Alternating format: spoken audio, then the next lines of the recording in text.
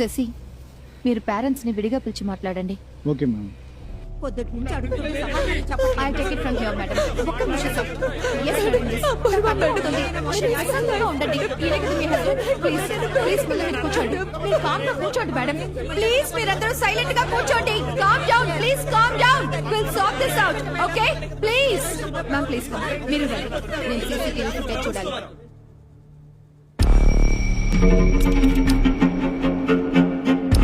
Next footage.